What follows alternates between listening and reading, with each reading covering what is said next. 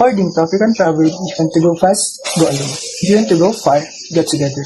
Good day everyone, I am John Regalay, one of your reporters. The topic that was assigned to us to report, individual wants and group interests. First, let Ms. Dimla define what is communitarianism and individualism. Good day everyone, my name is Mona Gidimla. So today, our topic is communitarianism and individualism. So, communitarianism is, short ko na lang siya, it's value the group over the individual. People work together for the common good. So, it's promote loyalty, cooperation, and social harmony among members of the community. So, ito yung mga teamwork, pinapalagan nila yung pagkakaisa. Ganon. So, here's the example. Example natin, short ko na lang. In South Korea, teamwork is very important. So, sabi nito, in South Korea, teamwork is highlight value. Employees often help each other and stay late to support their team's success. So, next naman is individualism. Short na lang na rin natin siya. So, individualism is focus on personal freedom. It dependence of self-reliance. People are encouraged to make their own choices and be responsible for their own success. So it's focused on personal freedom and independence. So it highlights personal achievement, own decision, and opinion and self-expression as measure of success. So here's an example. In Australia, people are free to choose their careers and express their opinion openly without depending too much on others. So, pinapakita na dito na individualism na own freedom, own decision.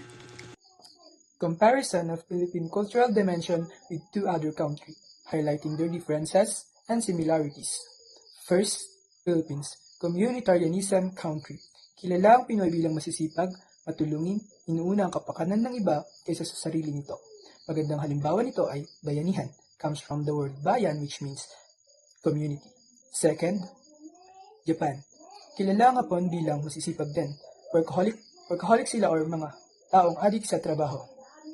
Mula pagkabata nila, ang alam nila pagkatapos nilang mag-aral ay diretso na agad sa trabaho, sa opisina, trabaho hanggang sila ay mawala. Third one is America, individualism country. Kilala ang Amerika bilang may kalayaan pumili ng pangarap, may kalayaan na sa gusto nilang tahakin. Magandang halimbawa ito ay ang American. Pinapakita dito ang kanilang pagkakaiba at ang kanilang pagkakatulad. Nag-add din ako ng mga positive effect or mga negatibo nitong mga epekto.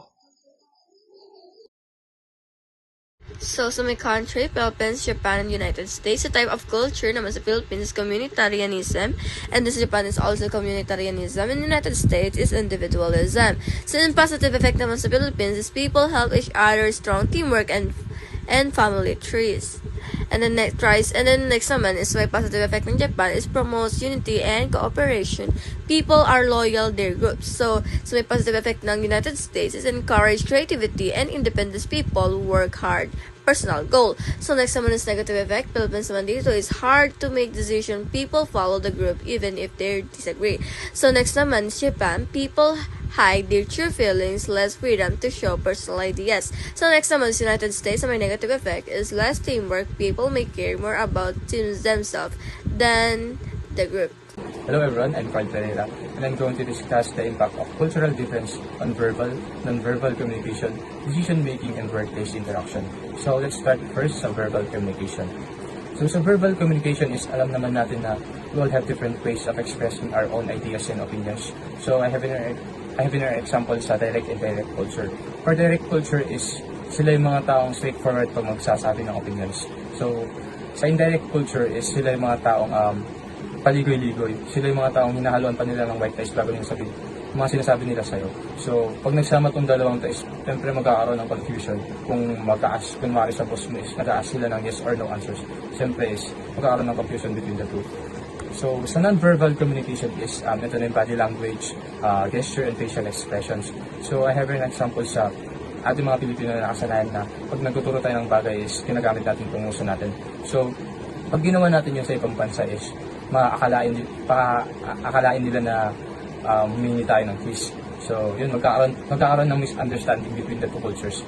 So, sa decision making naman is, ito yung, pero na dito sa individualism and collectivism. So, ang example sa individualism is, mas napapabilis kasi individually sila ng decision nila. Mas napapabilis yung decision making nila. While sa collectivism is kailangan mo munang i-consider yung mga opinions ng mga kasama mo para bago ka makabuo ng isang complete decision. So, ang impact nito is yung speed and kung gaano ka sure yung decision mo. So, sa workplace interaction is, ang sample ko dito is mga Pilipino, yung mga nakasanayan natin doon na pakikisama and bayangan. Siyempre, mas napapabilis natin yung trabaho natin dahil sa teamwork. While sa mga individualistic culture is, mas nakafocus sila sa personal task nila. Siyempre, pag nagsama yung dalawang culture na ito, siyempre makaka-apekto to sa teamwork and leadership.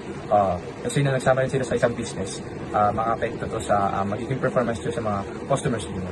So, yun lang po. Thank you. Number 1, we must not ignore what people value the most, or we risk losing trust. We must not apply the same decision process to all cultures. Each one is unique. We must not reward the wrong way because mismatched rewards discourage. We must not use the wrong communication approach as it creates misunderstanding. And now let's move on to the do's and don'ts in communication, while balancing individual wants and group interests. Number 1 is we need to adapt communication style so people feel understood. Number 2, we need to reward properly, giving recognition that truly motivates. Number 3, we need to show loyalty and build relationships to strengthen trust. We need to align goals to culture, respecting values and traditions. We need to connect goals with shared culture so personal aims support the group. So in don'ts, number 1 is don't ignore what people value most. So number 2 is don't apply the same decision process to all cultures. So number 3 is don't reward the wrong way.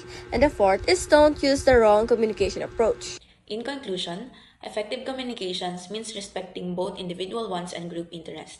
By adapting, rewarding wisely, and aligning with cultures, we build stronger and more inclusive communities. Ignoring values and misusing approaches only creates division. Let's choose communications that unites rather than separates.